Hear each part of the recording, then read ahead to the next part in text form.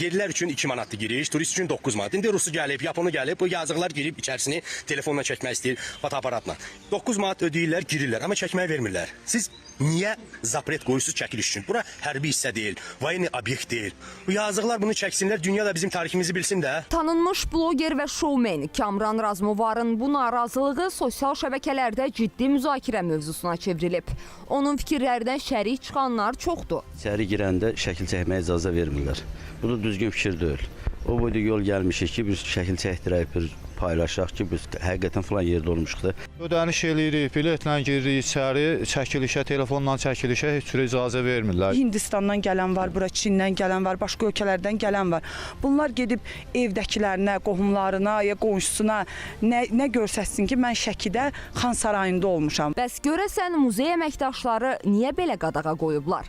Suallarımızı Şəki Xan Sarayının da daxil olduğu Yuxarı Baş Dövlət Tarix Memarlıq Qoruğunun bələdçisi belə cavabladı. Sarayın interyeri və fasad hissəsi təbii boyalarla işlənmişdir. Tempera boyalardır, yəni yumurta sarısı ilə qarışdırılıb və bununla əlaqəli, yəni həmin o foto vspışkanın, foto flashin, yəni mənfi təsiri var həmin interyerdə olan bəzəklərə, ornamentlərə. Aydındır. Bəs turist telefonunun işığını yandırmasa, adi qaydada şəkil və ya video çəksə necə?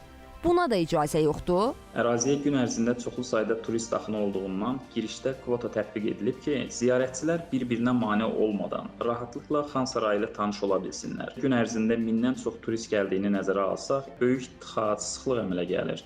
Yaxşı, yüzlərlə ziyarətçi qəbul edən tək tarixi məkan Şəki Xan Sarayıdır. Xarici ölkələrdə muzey və tarixi məkanlara hər gün minlərlə yerli və xarici turist ziyarət edir.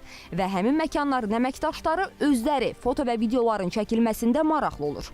Çünki bəzən bir şəkil, yaxud 5 saniyəlik video sosial şəbəkələrdə trendə çevrilərək ölkənin həm mədəniyyətinin, həm də turizminin tanıdılmasına böyük töhfə verir. İmkan verin də bu yazıqlar şəklini çəksinlər Xan Sarayın, şəklini çəksinlər Karvan Sarayın. Dünyanın bir çox ölkələrində, muzeylərdə və arxeoloji abidələrdə mobil telefonlar, kameralar və video kameralardan istifadə etməklə pulsuz, heç bir icazəyə ehtiyac duymadan foto və video çəkməyə icazə verilir.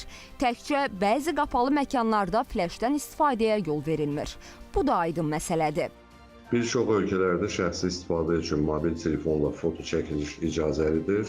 Fransada Louvre, İngiltərədə British Museum, ABŞ-da Metropolitan Museum.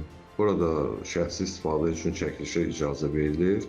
Sadəcə flash, tripod və ya canlı yayım kimi üsullar qadağandır. Beynəlxalq təcrübə əsasında açıq və şəffaf qaydaların hazırlanması, biletlə və ya icazə ərizəsi ilə çəkiliş imkanı turizm və sosial media baxımından da müsbət təsir göstərə bilər.